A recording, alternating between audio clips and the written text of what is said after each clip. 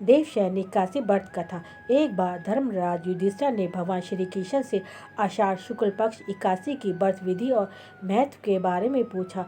तब श्री कृष्ण ने बताया कि नारद जी ने भी इस व्रत के बारे में ब्रह्मदेव से पूछा था, तो उन्होंने कहा था कि यह व्रत सभी काशियों में अच्छा माना जाता है, क्योंकि इस व्रत को करने से कलयुग में रहने वाले जीवों को स्वर्ग की प्राप्ति होती है। जो इस व्रत को नहीं करता वह नरक में जाता है। भगवान श्री कृष्ण जी ने बताया कि आषाढ़ शुक्ल पक्ष की एकादशी को पद्मा एकादशी कहते हैं। इस दिन से भगवान विष्णु योग निद्रा में चले जाते हैं, इसलिए इसे देवशयनी एकादशी के नाम से भी जाना जाता है। देवशयनी एकादशी व्रत कथा इस प्रकार है।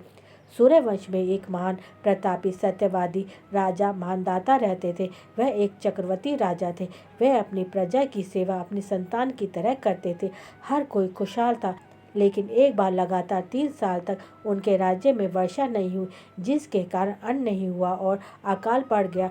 भोजन के साथ ही यज्ञ आदि के लिए भी अन्न नहीं था। प्रजा अपने राजा के पास आकर इस अकाल से निपटने का आग्रह करती, लेकिन राजा भी विवश थे। उनसे अपनी प्रजा का हाल देखा न गया।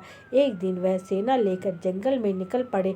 वह कई ऋषि और मुनि के आश्रम में गए। काफ़ी दिनों के बाद भटकते भटकते वह ब्रह्मदेव के पुत्र अंगिरा ऋषि जी के आश्रम में पहुंच गए। अंगिरा ऋषि को प्रणाम करके राजा ने अपने आने का प्रयोजन बताया। राजा ने अंगिरा ऋषि से कहा कि अकाल के कारण उनके राज्य में हाहाकार मचा हुआ है। प्रजा अन्न और भोजन के लिए व्याकुल है। वर्षा न होने के कारण फसल नहीं हो रही है। आप इस संकट से बाहर निकलने का कोई उपाय बताइए।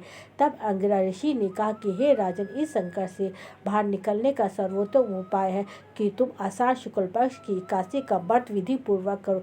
इसके पुण्य प्रभाव से तुम्हारे राज्य में वर्षा होगी, जिससे खुशहाली आएगी और प्रजा सुखी होगी और अन्न का संकट समाप्त होगा। यह एकादशी व्रत करने से सभी प्रकार के उपद्रव शांत हो जाते हैं और सभी प्रकार की सिद्धियां प्राप्त होती है। इस व्रत को तुम अपनी पूरी प्रजा और मंत्रियों के साथ करो। राजा ने अंगिरा ऋषि को प्रणाम किया और वापस अपने नगर लौट आए। देवशयनी एकादशी के दिन उन्होंने पूरी प्रजा और मंत्रियों के साथ इस व्रत को विधि पूर्वक किया। इस व्रत के पुण्य प्रभाव से राज्य में अच्छी वर्षा हुई, जिसके कारण फसल की पैदावार अच्छी हुई। उनका राज्य फिर से धन धान्य से परिपूर्ण हो गया। प्रजा सुखपूर्वक रहने लगी। हे विष्णु भगवान, कहानी कहते सुनते हुंकार भरते समस्त परिवार को सुखी रखना।